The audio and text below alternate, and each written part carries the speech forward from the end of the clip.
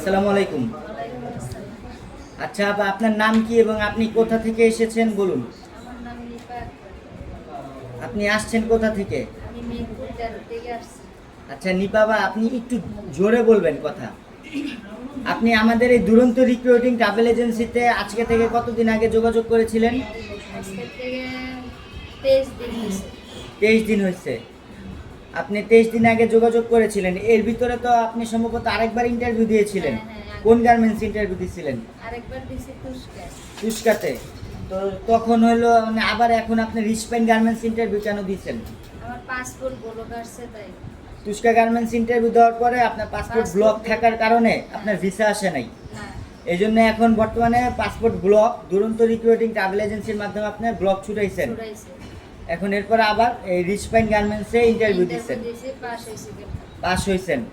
আপনি পাস করানোর পিছনে দুরন্ত রিক্রুটিং ট্রাভেল এজেন্সি কি আপনাকে কোনো সাহায্য সহযোগিতা করেছে? না, করে নাই। আপনি নিজের ইয়াতে পাস করছেন। নিজের ইয়াতে করছি। আপনার পাসপোর্টের ব্লক যে হয়েছিল, কি জন্য ব্লক হয়েছে আপনি জানেন?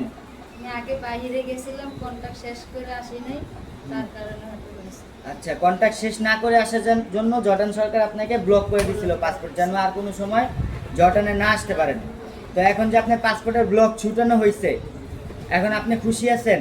আলহামদুলিল্লাহ। আমাদের দুরন্ত রিক্রুটিং ট্রাভেল এজেন্সির সার্ভিস ভালো লেগেছে? হ্যাঁ, আপনি যদি উপকার পান বা জর্ডান যেতে পারেন, আপনার মাধ্যমে কি আরো কোনো লোক আসবে? হ্যাঁ, অবশ্যই। তাদেরকে আপনি কি বলবেন? তাদের বলবো যে আমি কাজ ভালো পাইছি, তোমরা গেলে যাইতে পারো, কোনো সমস্যা নাই।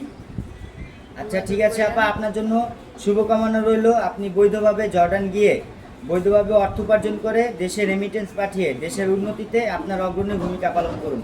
আসসালামু আলাইকুম।